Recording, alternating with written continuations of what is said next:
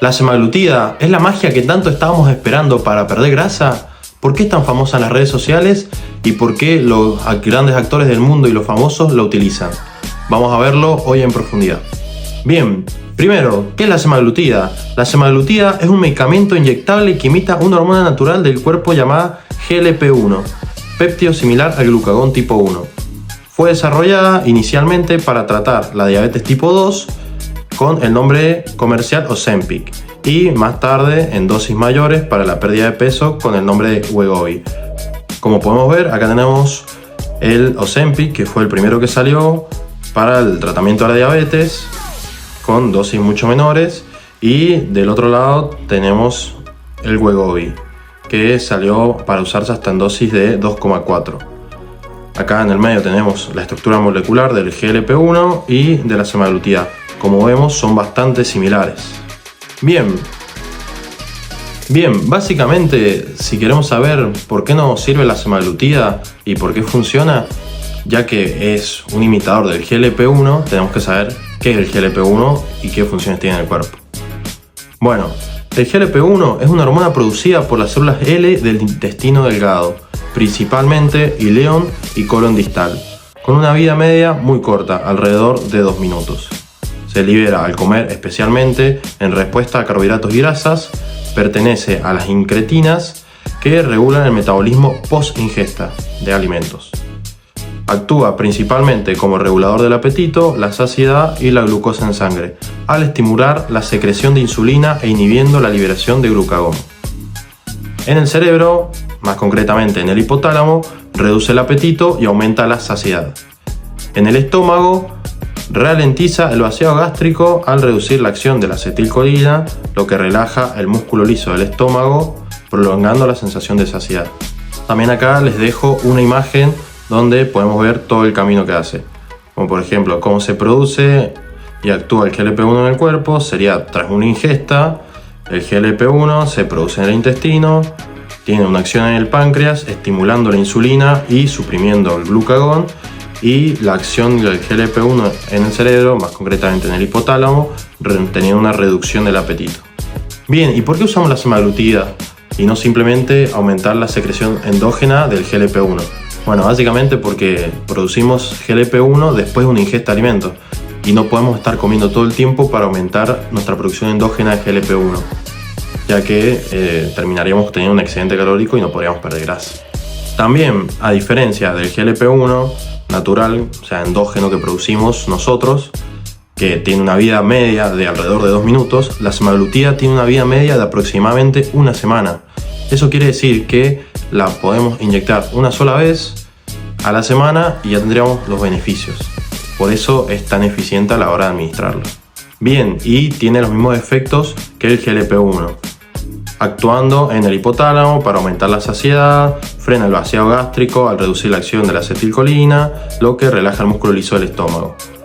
Estos efectos terminan logrando una reducción de la ingesta calórica, mejora la sensibilidad de la insulina y disminución progresiva de la grasa corporal.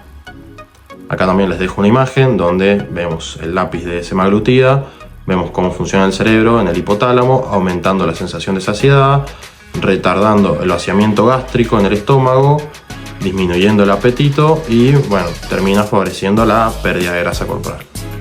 Bien, pero no todo lo que brilla es oro y siempre hay que ver qué efectos secundarios o negativos pueden llegar a tener en la salud.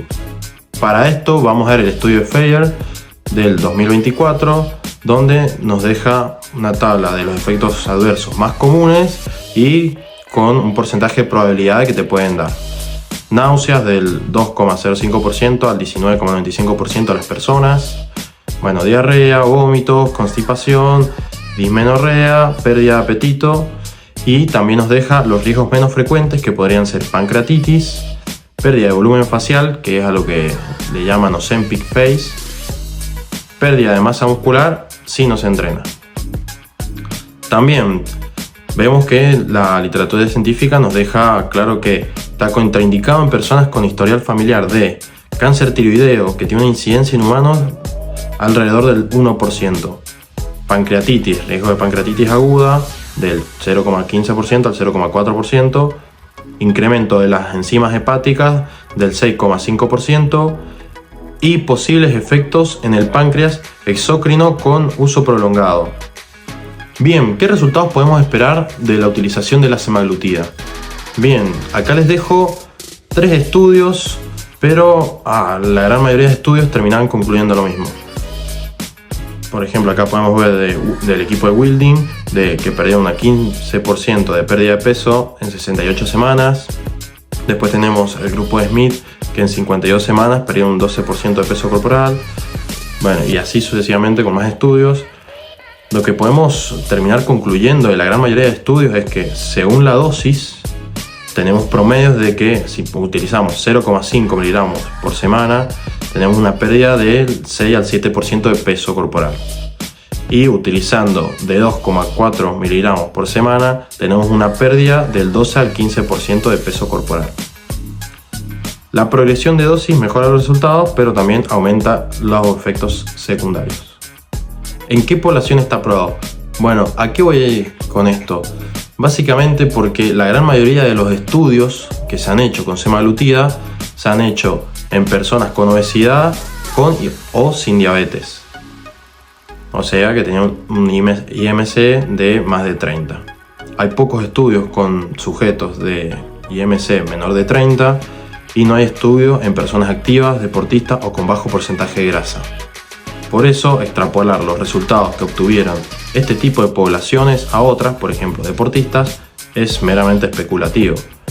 Por eso, para otro tipo de poblaciones es fundamental realizar controles más estrictos, porque básicamente no sabemos qué efectos pueden tener en el organismo de personas, no sé, que tengan tal vez no tanto porcentaje de grasa, alrededor de un 18 o 15% y quieran seguir bajando y utilicen esto.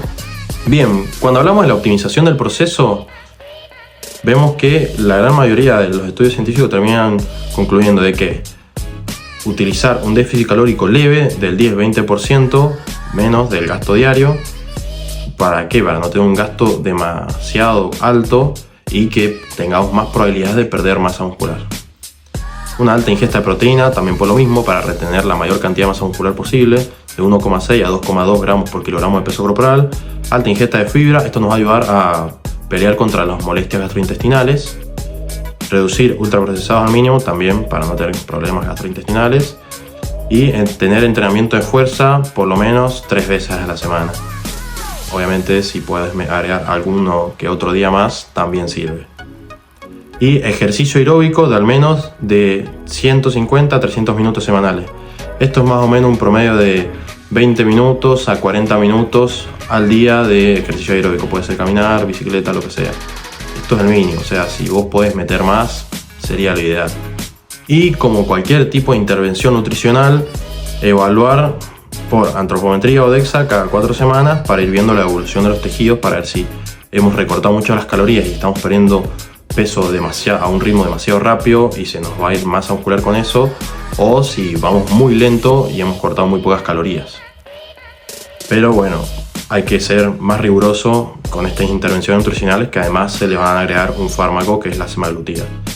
Entonces hay que ser más riguroso con los controles antropométricos o de DEXA para poder ir viendo que no se nos vaya masa muscular en el proceso. Y bueno, fundamental a la hora de usar fármacos, análisis clínicos al inicio y cada 4 semanas. La función hepática, función renal, glucosa en ayunas, perfil lipídico, bueno, acá hablamos de la tiroides, amilasa, lipasa y un hemograma completo. Bien, consideraciones. La pérdida de peso tiende a estancarse alrededor de la semana 68. Algunos autores sugieren pausas de 4 a 6 semanas antes de reiniciar el tratamiento. Eso quiere decir que más o menos cuando el peso se está estancando y ya no podemos agregar más actividad física o no podemos cortar más las calorías, y ya estamos alrededor de estas semanas, conviene hacer un descanso de la semaglutida de 4 a 6 semanas y después volver con el protocolo. También muchos pacientes recuperan el peso al suspender la medicación. Esto se cree que se debe a una reducción en la cantidad de receptores de GLP-1 por uso sostenido. Por ende, a la persona le cuesta más sentirse saciada. ¿Esto qué significa? Básicamente que al utilizar la semaglutida, los receptores de GLP-1 están saturados todo el tiempo. Nuestro cuerpo, como mecanismo de autodefensa, crea más cantidad de receptores. Por eso también cada vez necesitamos más dosis. y esos receptores después quedan. Entonces, cuando soltamos la semaglutida, después la producción endógena de GLP-1 no es suficiente para tapar todos los receptores que tenemos, entonces no podemos llegar a sentir la misma saciedad que sentíamos antes. Además que no se produce esto de que se retrasa el vaciado gástrico, entonces el volumen estomacal no aumenta como antes, tampoco tenemos esa ayuda que en el hipotálamo nos reduce el apetito.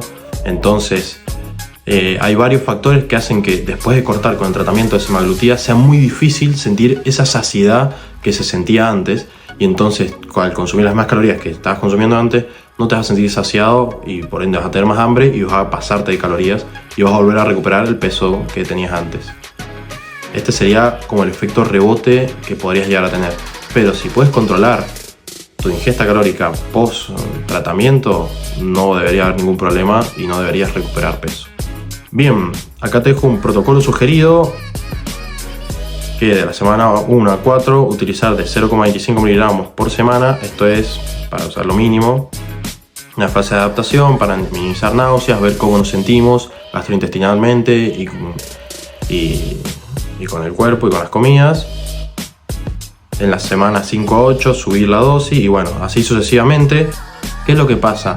Si ya al utilizar la dosis mínima de 0,25 miligramos por semana ya tenés el efecto que queremos, que es conseguir saciedad, ya está, no es necesario subir más la semaglutida, te evitas efectos adversos y ya obtenemos lo que más nos importa, que es esa saciedad en un proceso de déficit energético que nos va a poder ayudar a sostenerlo a largo plazo y poder seguir perdiendo grasa. Bueno, igual de más está decirlo que todo este tratamiento, cualquier intervención de fármaco, lo que sea, lo ideal es que la lleves con un profesional idóneo y con un equipo de profesionales. Alguien que te lleve la nutrición, el entrenamiento y la parte de salud. Acá dejo toda la bibliografía en la que se basó toda esta presentación.